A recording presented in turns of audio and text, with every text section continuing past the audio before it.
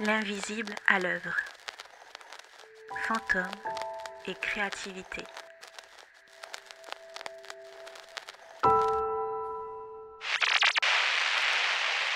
Qu'est-ce qui nous attire autant dans la figure du fantôme?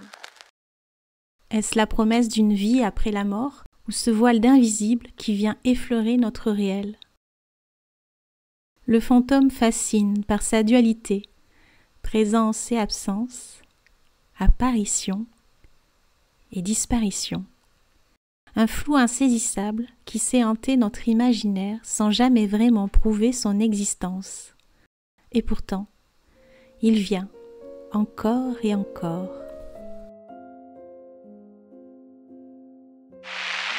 L'existence fantomatique a toujours fasciné, que cela soit au travers de réflexions philosophiques, de sciences ou bien d'un champ beaucoup plus créatif. Dans cet univers qui bouscule et qui fait questionner, l'art est un médium qui explore cette rencontre entre le visible et l'invisible, là où l'esprit devient une représentation artistique selon son auteur, ce qu'il nous propose dans sa vision conceptuelle, voire émotionnelle, en donnant corps à ce qui nous échappe. Que révèlent ces fantômes dans l'art? Nous sommes au XIXe siècle. L'Occident change de visage. D'un côté, la science progresse à grande vitesse. Rayons X, électricité, psychanalyse, théorie de l'évolution. De l'autre, l'invisible continue de fasciner. L'au-delà devient un vrai terrain d'expérimentation pour scientifiques, artistes et médiums. Aby Warburg, grand historien de l'art du début du XXe, parlait de l'histoire des fantômes pour grandes personnes. Pour lui, les images ne disparaissent jamais vraiment. Elles survivent, elles se transforment, réapparaissent parfois des siècles plus tard. Il décrivait ce phénomène selon 3 clés. D'abord la survivance, ce retour de formes anciennes comme des fantômes qui refusent de s'éteindre. Ensuite, le pathos, ces gestes et ces émotions qui traversent les âges, les fresques antiques jusqu'aux écrans d'aujourd'hui. Enfin, le symptôme, ces figures étranges, parfois monstrueuses, qui surgissent comme des indices de ce que nos sociétés n'arrivent pas à dire autrement. Le fantôme n'est pas seulement une figure du surnaturel, il est déjà inscrit dans notre culture visuelle comme une mémoire persistante qui hante nos images. Ce XIXe siècle, souvent présenté comme l'apogée de la rationalité, fut paradoxalement un âge d'or du spiritisme. L'engouement est tel que dans les salons, les tables tournent. La quête de l'invisible se diffuse. La photographie devient un instrument fascinant pour les spirites. Hélène Hoppe et bien d'autres affirment capturer des spectres sur leurs clichés, nourrissant ainsi l'idée que la science pourrait prouver l'invisible. La photographie devient un médium hanté. Ainsi arrive la photographie spirit. Des silhouettes diaphanes, enveloppées de drap blanc, venaient alors hanter les portraits, brouillant ainsi les frontières entre les vivants et les morts. Ces images fascinaient, dérangées aussi, et étaient aussi, forcément, parfois manipulées, mais toutes révélaient un seul et même désir, croire que l'appareil pouvait ouvrir une brèche entre les vivants et les morts. Ces séances étaient des vraies mises en scène, soigneusement orchestrées, où posées, on revenait, et également on s'exposait à l'invisible. Chaque cliché était une tentative finalement d'appel.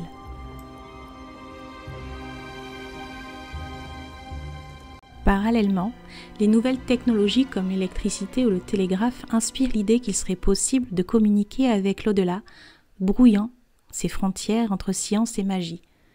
Les recherches et les expérimentations sont alors lancées.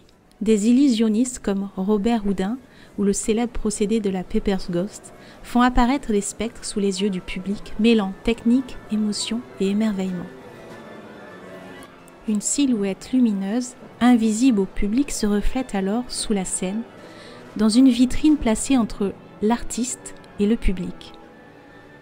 Et là, la magie opère, le fantôme vous apparaît. Tandis que scientifiques et magiciens fascinent les foules, Face à cette effervescence, les artistes ne restent pas en retrait. Des symbolistes comme Odilon Redon ou Gustave Moreau intègrent déjà des figures spectrales dans leur œuvre, donnant forme à l'infigurable et offrant ainsi des visions oniriques. Gustave Moreau est un peintre-graveur, dessinateur et sculpteur français connu pour ses peintures symbolistes, mais imprégné surtout de mysticisme. Odilon Redon, pseudonyme de Bertrand Redon, est un peintre et graveur symboliste et onirique français. Son art explore les aspects de la pensée, les parts sombres et ésotériques de l'âme humaine et empreinte de mécanismes du rêve. La thématique du fantôme devient une métaphore du doute moderne. Dans un monde qui croit maîtriser la raison et la science, le spectre incarne ce qui résiste, ce qui échappe, ce que la pensée rationnelle ne peut contenir. Les artistes se saisissent de cette tension entre science et mysticisme. Ils déplacent l'art vers l'abstraction, l'émotion, l'intuition. Du romantisme aux avant-gardes, du symbolisme au surréalisme, le spectre devient un outil esthétique et vecteur spirituel. Georges Méliès, illusionniste devenu cinéaste à la fin du XIXe siècle, est considéré comme l'un des pionniers du cinéma. Avec ses trucages visuels et ses univers fantastiques, il a ouvert la voie à un art qui n'imite pas seulement le réel, mais qui l'enchante et qui l'élargit. Dans son film, comme l'invocation des esprits, les spectres ne sont pas des preuves de l'au-delà, mais des figures poétiques surgies de l'imaginaire et de la magie du cinéma. Méliès incarne ce moment où l'art se saisit des mêmes tensions que la science et le spiritisme. Explorer l'invisible, interroger l'inconnu. L'anthologie. Le concept de l'anthologie, popularisé par Jacques Derrida, prolonge cette fascination. Les œuvres explorent la mémoire, le temps et l'ombre à partir de traces du passé, qu'elles soient matérielles ou immatérielles. Dans le film Ghost Dance de 1983, le cinéaste Ken McMullen analyse fantômes, mémoire et passé à travers les aventures de deux femmes avec Jacques Derrida en figure emblématique. En 2000, dans Revenance, l'artiste Grégory Chatonsky joue avec la perception et l'immatérialité. Cigarette qui fume dans le vide, mains furtives, paysage en mutation, ainsi le spectateur devient acteur traversant la frontière entre présence et absence, entre corps et souvenir. Chaque époque invente ses fantômes, ses médiums et ses médias anthologiques, révélant que le passé ne cesse jamais finalement de nous hanter dans le présent. Une symbolique profondément imprégnée. L'évocation du fantôme se retrouve partout dans le monde.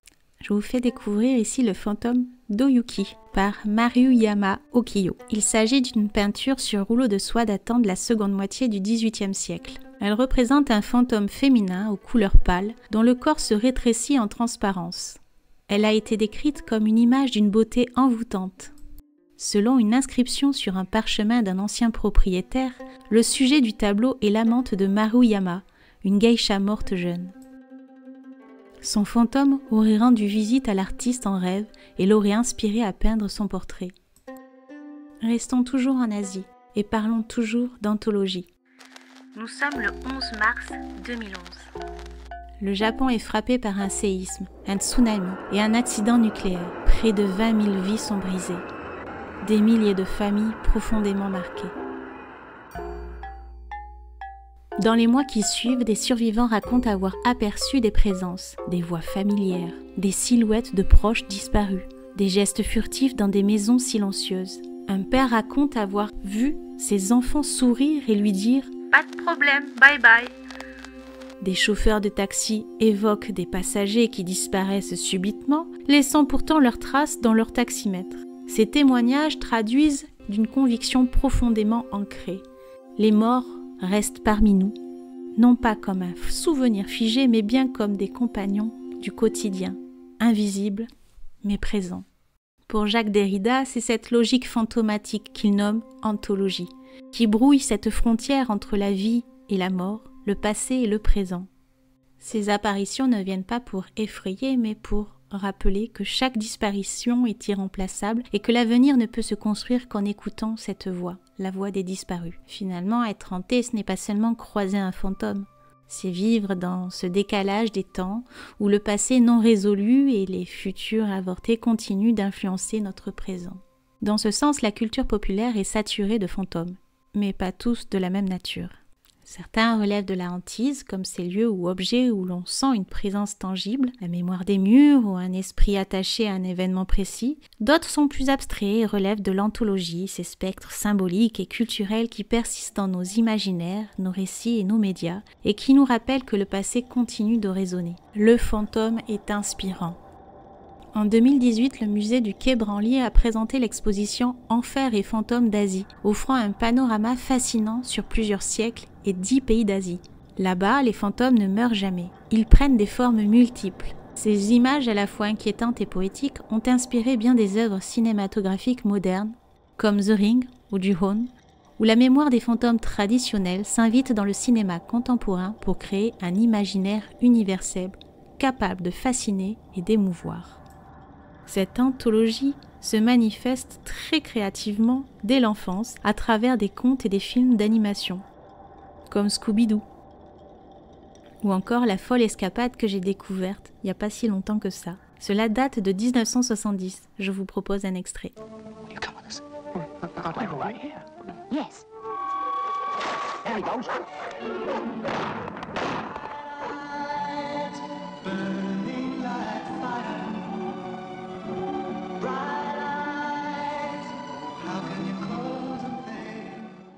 Ou encore The Haunted Mansion de Disney, jusqu'aux films d'horreur et séries cultes comme Shining ou Doctor Who. Tous ces fantômes culturels témoignent d'une génération hantée, rappelant que nos images et récits nous accompagnent plus longtemps que l'on le croit. Ces fantômes montrent que nos sociétés, nos imaginaires et nos créations sont traversés par des absences persistantes, des mémoires collectives et des émotions non résolues. Cela nous rappelle que nous ne laissons jamais vraiment nos fantômes derrière nous et que cet art, quel que soit le domaine artistique, dans cette culture, tout sert à faire parler, encore et toujours. Quand l'art devient une séance. Dans ce sillage, certains artistes se considèrent aussi médiums. Ils reçoivent, transmettent et laissent venir l'invisible à travers leur créativité. L'art médiumnique apparaît comme une manière singulière de donner forme à l'invisible. Ces œuvres, souvent réalisées sous dictée des esprits, troublent par leur étrangeté et fascinent par leur pouvoir d'évocation. Pour beaucoup de femmes, la médiumnité devient alors un espace d'émancipation. Considérées comme des réceptacles privilégiés, elles trouvent dans ces pratiques une légitimité artistique inédite. Certaines, comme Jeanne Trippier ou Helen Smith, affirment recevoir directement l'inspiration de figures historiques ou spirituelles, inscrivant leur création dans une généalogie mystique. C'est dans ce terreau que s'inscrit Georgiana Hunton. Après la mort de sa sœur, elle se tourne vers le spiritisme et se définit comme une artiste médium. Aquarelliste hispano-britannique, elle découvre le spiritisme en 1859. Elle se met à faire des dessins médiumniques et dès lors ses mains se mettent à tracer, guidées, dit-elle, par ses amis invisibles. Renonçant à la figuration, elle produit des compositions abstraites d'une étonnante modernité qu'elle appelle « symbolisme sacré ». Bien avant Kandinsky ou Mondrian, Hunton ouvre ainsi une voie où l'art devient instrument de révélation spirituelle et non plus simple reproduction du visible. Ses premières aquarelles florales, encore figuratives, évoluent vite vers un langage abstrait inédit. Spirales, réseaux colorés, entrelacs. Chaque couleur, chaque motif a une signification spirituelle. Elle peint en transe à l'aquarelle ou à la gouache, comme si la toile devenait alors une surface de contact entre les deux mondes. Le photographe de cette image est Frederick Hudson. Elle a été prise dans ses studios à Kensington Park, à Londres, dans les années 1870. Ayant débuté en 1872, Hudson est considéré comme le premier photographe d'esprit en Grande-Bretagne et a travaillé avec la médium Georgiana Hunton. Spoiler, au risque de vous décevoir, il a été démasqué à plusieurs reprises comme un imposteur utilisant des doubles expositions et d'autres astuces pour créer ses photos, le modèle étant souvent cadré de manière à laisser la place au fantôme dans la photo. Max Ernst. Avec Max Ernst, l'ombre change de nature. Ce ne sont plus des spectres en drap blanc, mais des fantômes d'un siècle marqué par des guerres. Ces collages, frottages et assemblages font surgir l'inconscient. Le fantôme devient symptôme, ce retour du refoulé, ces formes qu'on ne veut plus voir mais qui reviennent. Ces techniques expérimentales ressemblent à des invocations, laisser parler le hasard comme on invoque un esprit. Paul Klee. Pour Paul Klee, les lignes sont comme des vies en mouvement. Ces anges, ces créatures hybrides flottent entre deux mondes. Chez lui, le fantôme n'effraie pas, il est passage. Une trace légère, une vibration, un état fragile entre le visible et l'invisible. Ces artistes, chacun à leur manière, brouillent les frontières. Entre présence et absence, mémoire et oubli, vie et mort, leur œuvre ne montre pas un fantôme, elles nous font ressentir ce qui reste, ce qui insiste, ce qui ne disparaît jamais tout à fait. Mais qu'en est-il des fantômes chez les artistes contemporains ? Les spectres d'aujourd'hui. Des œuvres se détachent par leur capacité à rendre sensible ce que l'on croyait immatériel. Le photographe et réalisateur français d'origine yougoslave, Dani Lovic, avec La Lune de Peine, 2018, offre des photographies dans le delta du Danube, dessinant des paysages de brume, d'eau et de ciel, où le temps semble suspendu. Il n'y a pas d'apparition spectaculaire, mais une certaine mélancolie qui se dessine. Le silence visuel devient alors fantomatique, et ce qui ne se voit pas se fait ressentir. C'est ce qui persiste ici, ce souvenir qui refuse de mourir. C'est ça qui s'offre à nous. Avec Nathalie Rebols, une artiste d'origine suisse et martiniquaise, ses installations comme Organic Unity mêlent nature et technologie, ombre végétale et matière manufacturée. C'est ça qu'elle crée ici, des entités visuelles, des formes voilées, des vestiges, des sons méditatifs qui agissent comme des fantômes aimables, non pas pour effrayer, mais pour rappeler les mémoires enfouies, corporelles, collectives, invisibles, mais bien présentes. Une autre artiste contemporaine que j'avais envie de vous faire découvrir est Sophie Calle. Elle a une certaine âme d'enquêtrice du sensible. Elle sait documenter le réel avec une approche poétique et intime. Son exposition intitulée Fantômes d'Orsay en 1989 témoigne d'œuvres disparues de collections qu'elle sait ressusciter par la présence d'une certaine mémoire, un côté témoin. Elle met en scène le fantôme de l'absence, des êtres aimés, des œuvres perdues et des instants disparus. L'artiste paraguayenne Claudia Casarino dénonce les violences et les stéréotypes, en particulier ceux subis par les femmes.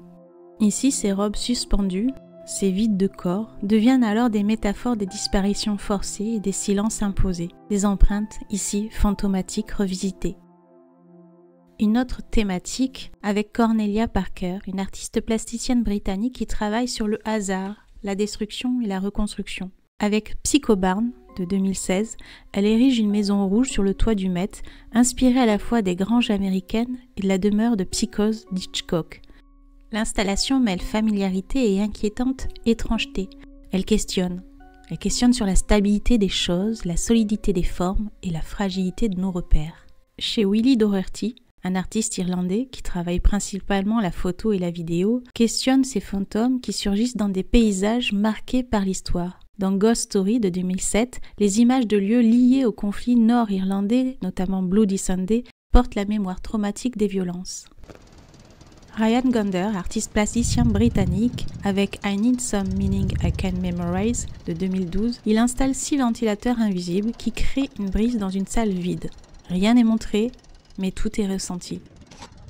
L'artiste allemande Katharina Fritsch, avec ses formes monochromes, fige l'effroi.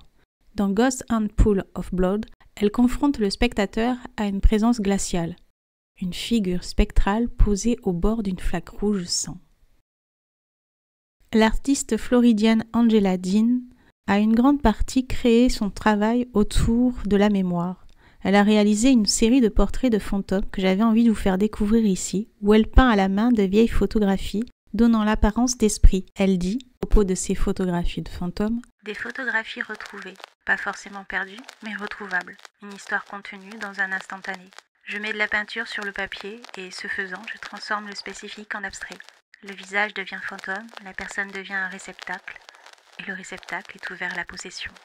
Vous pouvez hanter ces fantômes. Par cette manipulation de la matière, les fantômes deviennent nous, et nous devenons les fantômes.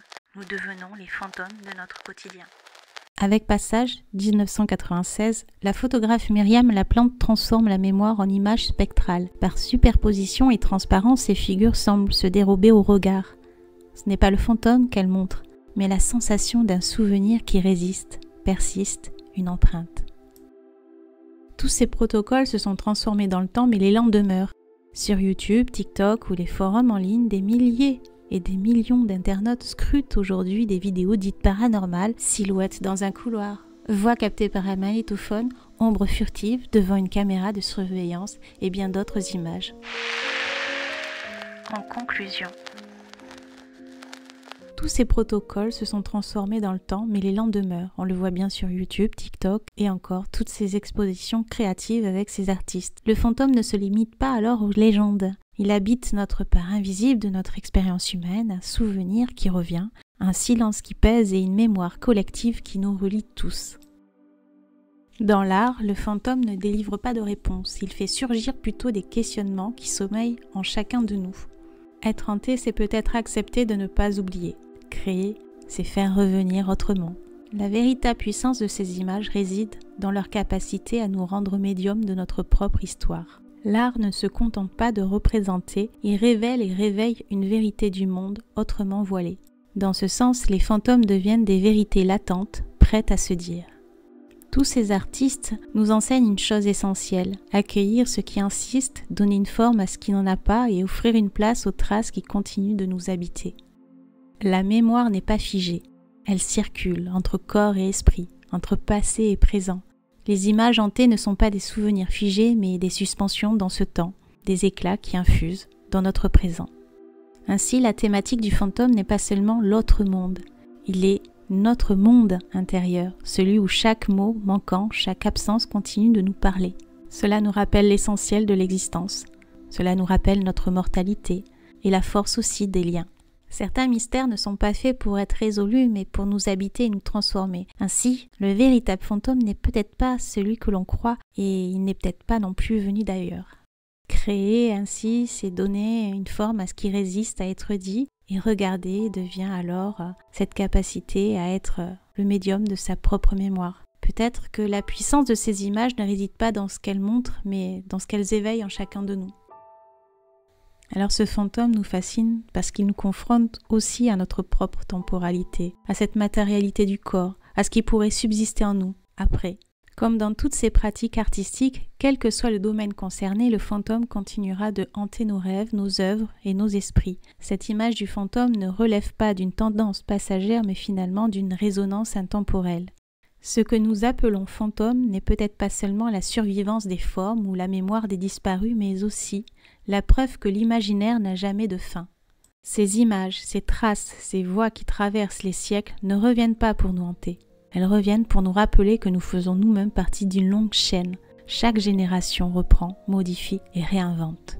Le fantôme devient ce laboratoire, ce lieu où se forge ce qui n'existe pas encore. Un espace créatif, expérimental où se mélangent mémoire et inventivité. Les fantômes ne disparaissent pas quand on tente de les chasser. Ils s'expriment dans nos mémoires et nos absences et c'est en créant avec eux que nous leur donnons du sens. Le véritable défi n'est pas de les conjurer, mais de faire de leur présence une source de création.